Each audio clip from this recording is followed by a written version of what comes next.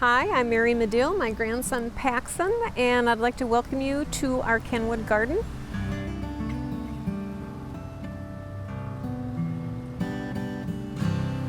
Well, I've been gardening forever. My mom and dad were avid gardeners, and so I've kind of caught the bug, and I retired 10 years ago, and we redid all of our gardens at that time because the deer had pretty much decimated everything that was here. There's a curly onion in that flower bed.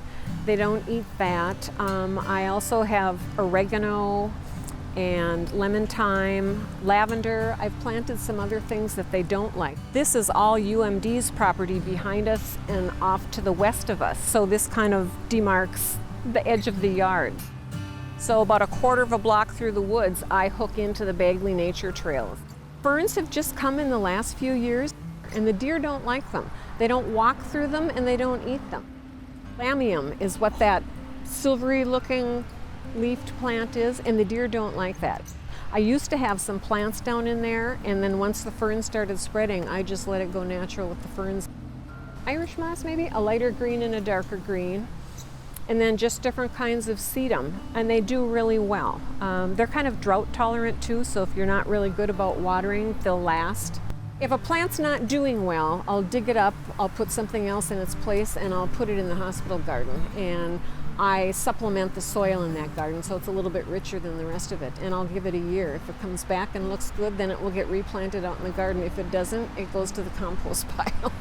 This year I kind of went with an orange and yellow theme. Usually I'll try and pick out a color scheme and stick with that around most of the yard.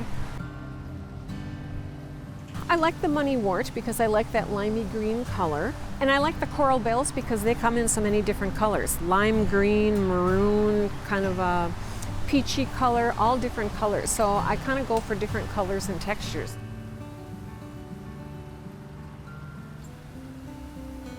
That's actually a pot, that a plant came in, and I just cut it so that it's only about this deep, so that it goes down and it just keeps them from spreading all over everywhere. It kind of keeps them more concentrated in one area.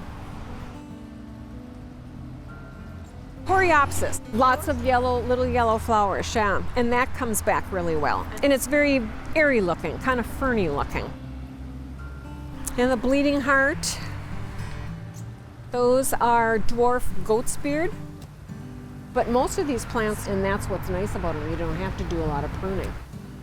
I pick up things at art fairs here and there. But I did want it mounded, and we wanted some type of a break from the traffic. So that's kind of why we put the Tannenbaum in there, not realizing it was going to get that big. The weeping tamarack, and that we've trained to go back and forth several times. And in the winter, it's got a lot of interest to it because you can see the trunk snakes back and forth. It's almost an S shape.